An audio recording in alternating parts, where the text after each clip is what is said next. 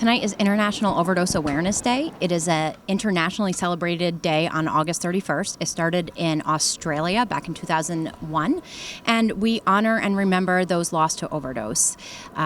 We also acknowledge people who are silently suffering and celebrate those in recovery and remember people who are struggling as well. So tonight is going to be a very beautiful event. Talking a little bit about recovery, talking about addiction, providing education on Narcan. We have 4 storytellers joining us tonight. They have prompts. So one is going to talk about what I wish people understood about addiction. We will have a first responder talking about what I wish people understood about overdose. We will have someone talking about what I wish people understood about peer recovery and recovery from addiction. And then finally, someone that will talk about what I wish people understood about harm reduction and Narcan. There's something like 100,000 people are probably going to die this year from opioid overdoses, and that's just a tragedy, and it's something that I know I can help teach people, and so, why not? I don't have to necessarily have any personal link to opioids to want to make sure that people suffer less and live longer. So what motivated me is because I'm in recovery myself, and I know what it's like to struggle, and I know what it's like to not want to ask for help. But I have a lot of help here, so yeah. And you're going to be a storyteller tonight at the event. What message do you hope people that listen to your story go away with? I really want them to know that addiction is not self-will. It's nothing that can, you can't love an addict to get them clean. You can't lock them up. You can't put them in jail, institutions. I really want people to know that addiction is a brain disease, and it's more than self-will.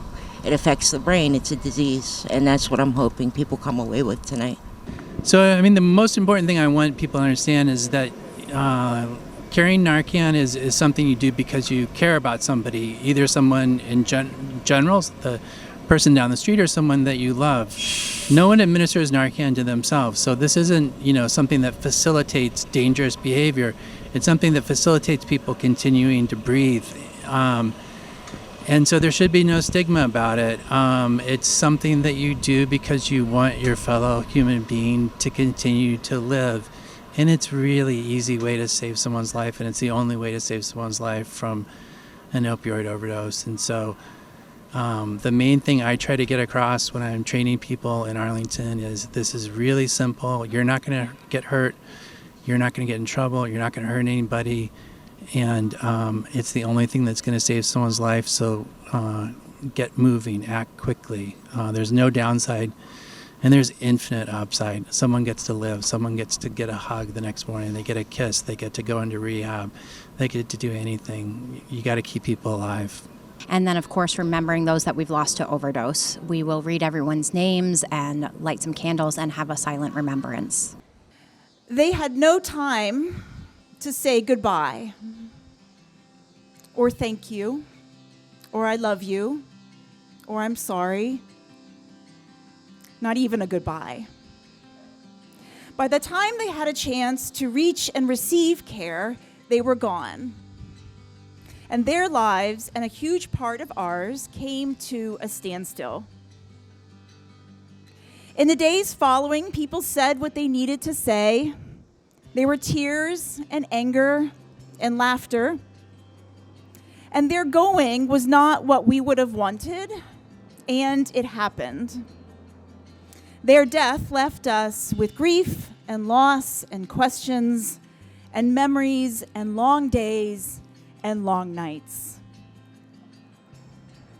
The special task that falls to us this evening is to create an enduring connection with those who have died from overdose, to lessen the space between the living and the dead, and to encourage and facilitate the safe expression of all the natural grief reactions, and to bring assurance that stories and names are known and heard. There's work in remembering those who have died and us relearning a life and a world without them.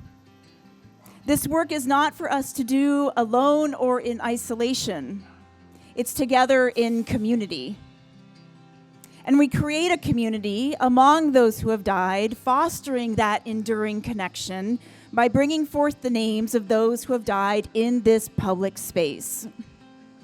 We also create community, and we also remember by lighting candles and gazing upon an enduring, fragile flame.